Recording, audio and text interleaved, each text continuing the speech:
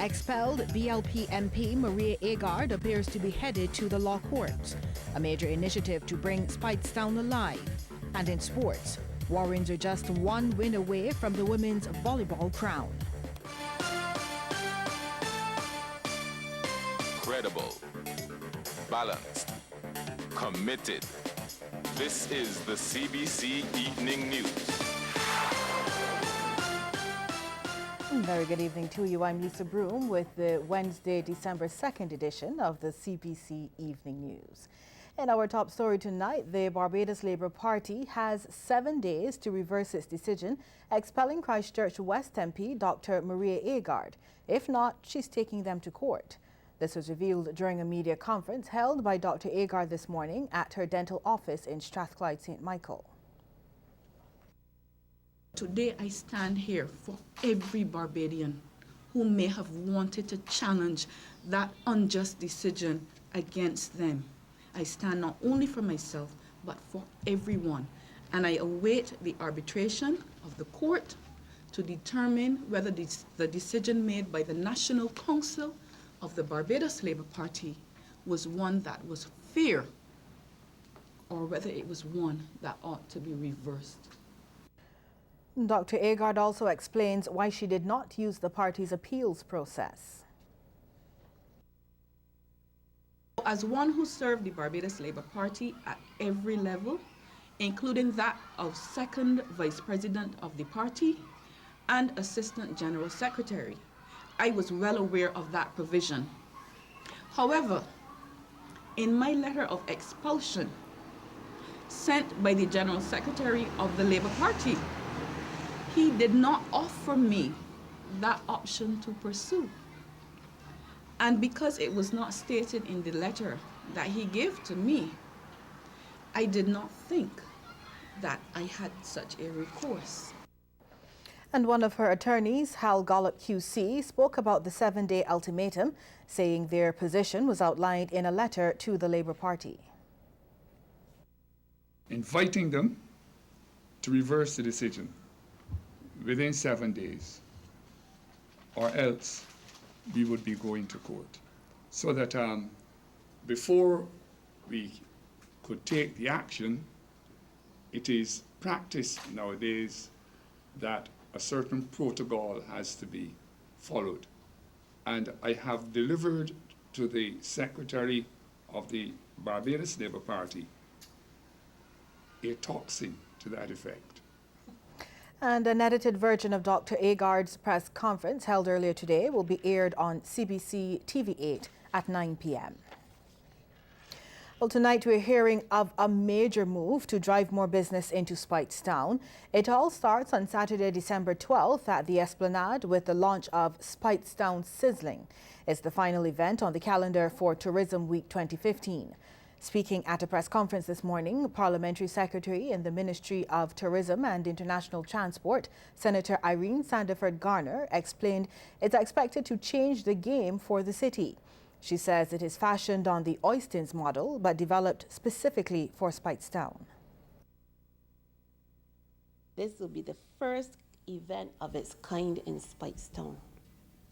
And I am convinced that it will be one of the more successful events of this season, this tourism season. It is hoped that it will be hosted at least once per month initially, and then eventually every Saturday. And the idea is being proposed in Oistins on Friday and Speightstown on Saturday. But the emphasis will be on Speightstown because Oistins already has its legacy event. Senator Sandiford Garner says the aim is to ensure Speightstown has a sustainable legacy event, but she insists businesses in the area have to be fully involved. The businesses in Speightstown have to understand it is for them, and many of them do. The majority of them do, because the ministry would have had its chats and so on with businesses in Speightstown. But everyone has to come on board because it's for the benefit of them. So we're looking forward to it. I know it will be a considerable success, and I am urging all Barbadians to come down to Speightstown and taste Speightstown sizzling. Among the major events planned for Tourism Week this year are a tourism workers parade starting at the port and an expo at Belfield Pasture in Black Rock. There will also be an event for tourism workers at the Concord Experience. Chief Executive Officer of the Barbados Tourism Product Authority, Dr. Kerry Hall, says this year's activities are part of a campaign to develop a more people-centered and all-inclusive industry. We now have to start to do things differently. We have to have the confidence in who we are as Barbadians and realize that people are coming to Barbados for a uniquely Barbadian experience. It's the people that bring this destination to life, and we need now to really lead with our culture and our heritage and our history. The Transport Authority's Service Integration Project has been launched, but the Association of Public Transport Operators says there's still several issues to be ironed out. Interim Chairman of APTO, Maurice Lee, wants them tackled in order to ensure the pilot project is successful. The TASI project saw privately owned public sector vehicles picking up passengers from the Fairchild Street Terminal in Bridgetown. We're hoping that during the initial stages of this rollout, that those areas which will be immediately identified, that some level of discussion and negotiation will be put in place in order for the project to be a success. We don't want the project to fail, but at the same time, we obviously have to ensure that our concerns obviously are heard and that the facility being put in place, if it is properly structured, will lead to a long-term arrangement between the public and private sector to make the system work better. The St. Philip Carnival Committee has expressed its sadness in the wake of the shooting deaths of 2 men after the staging of the popular carnival on Independence Day. In a statement, the committee extended its condolences to the families of Dwayne Burgess of Marley Vale and Shane Nurse of Ruby Tenantry, St. Philip. It says the parish is close-knit and the loss is felt by the executive, band leaders and other stakeholders. The shootings took place outside of the carnival. Police are investigating the circumstances surrounding the death of a man found hanging at a business in the Belle St. Michael. He has been identified as 43-year-old Edward Glenn Archer of Club Morgan, Christchurch. Archer was discovered hanging from the rafter in a storeroom by an employee yesterday morning. He was pronounced dead at the scene. The Royal Barbados Police Force is seeking the public's assistance in locating 2 men wanted in connection with separate serious criminal matters. Wanted is Jonathan Ricardo Joshua Lane, aka Short Man or Shanka, last known address Grisette's New Road, St. Michael. He is about 5 feet 3 inches in height, medium build and of dark complexion. Lane has black hair and his ears are slightly protruding. He has tattoos of letters and words RIP and Super and by all means on his lower left arm. Well, also wanted is Rashan Robert Walren, alias Blacks or Dark Man. His last known address is Backivy, St. Michael. He is about 5 feet 6 inches in height, slim build and of black complexion. Walren has black hair and large ears. Jonathan Ricardo Joshua Lane and Rashan Robert Walren are advised that they can present themselves to the police accompanied by an attorney at law of their choice.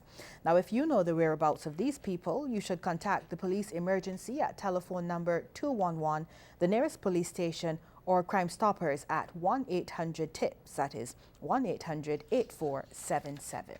Scores of children from some of this island's children's homes had an extra special reason to celebrate on Independence Day. That's because they had a fun day out at the Hilton, thanks to the efforts of Sharon Bellamy Thompson, who has made it her life's work to bring joy to children around the island. This time around, Miss Bellamy Thompson had some unexpected help as someone secretly donated entertainment from popular children's character Elmo. I want to say a special thanks to the Barbados Hilton Hotel for inviting me and these wonderful kids. I've been into 3 children's homes this year and brought up some kids along with mine. And today here we have about 110 children at the Hilton Barbados Hotel, all sponsored by the Hilton. And I want to thank Cooperative Barbados. There were many supermarkets who came aboard with me this time and business places to make this event possible. Ms. Bellamy Thompson also received a special award from CETA Radio and the National Initiative for Service Excellence in recognition of her ongoing work to help children. She says if she's able to get the necessary help, she has an even bigger plan in store for some lucky children next year. And I would like more people to come board and join with me, that these kids can, actually I want to take these kids next year, I want to take them to Disney World, at least 100 of them. And the staff at the children's homes involved were also happy about the fun day. I'm here with the kids here today on behalf of Sharon, who invited the children here today on this fun day. And we thank her from the Child Care Board, the staff, and children of the Violet Giving Center. The Hennessy Artistry Show is set to have its largest attendance to date. This was revealed by Director of Fast Entertainment Al Jokes during a press conference at Kensington Oval. He says there's been a 15 to 20% increase in ticket sales already, and it's due to the variety of the lineup at the show. A lot of it has to do with the lineup, not only in terms of who is on the cast, but in terms of the variety. We've mixed different genres this year. Traditionally, Hennessy Artistry has almost been a reggae show. It's been a reggae show, but with the assistance of Hennessy International, we've been able to, first of all, source artists from outside the region. Last year we started with Joe, and this year we have Keisha Cole. Mr. Jills adds there's increased focus on security for the show, with over 150 lawmen and private security expected to be present. We have a significant number of private security, which in most cases almost match the number of police who are on the ground. But whereas the police are mostly in uniform, private security is in plain clothes, and they're not that easily detected, and so their efficiency is even better. The Eardiston Training College is looking to start its bachelor's program in education from the next academic year. This from principal of the college, Barbara Paris, during a press conference with this year's top graduating students. Ms. Paris says the new program will complement the diploma and associate programs the college already offers. We're currently developing the programs. We have teams of persons who are qualified in the several areas, and we are working together to put what we would refer to as a new look program offering on the cards. We hope that we'll be able to offer it from the next academic year, the coming academic year. This year's valedictorian Dwight Carter completed an associate degree in primary education, placing first out of 91 students. He says what encouraged him is that he wanted to be a good example for his sons. As their role model, I wanted to show them that once you put your head down and you're committed and disciplined enough, you can accomplish whatever goal you set. And so far, it is bearing fruit. My oldest son, he is 7, and he's in the top 2 of his class, So yes, it was a personal goal for me, but it was also to show them what they can do once they're disciplined enough and committed. And Carla Gittins was the top performer in the in-service certificate for special needs education. She believes her passion for children and belief in equality have driven her to develop skills in special needs education. So I decided to teach them. I had a passion for it, a love for it, and then you see children falling through the cracks. Some teachers might say, well, they can't teach children with special needs, they don't learn, it's too challenging. So I believe that in my heart, God had put me there at Ann Hill School, and it showed me patience and understanding and the love for children, and to see them just to remember the little things that you might think may be easy for you, which is hard for them. When they remember it, it makes my heart warm to see, well, oh my gosh, they actually learned that concept, and it's rewarding.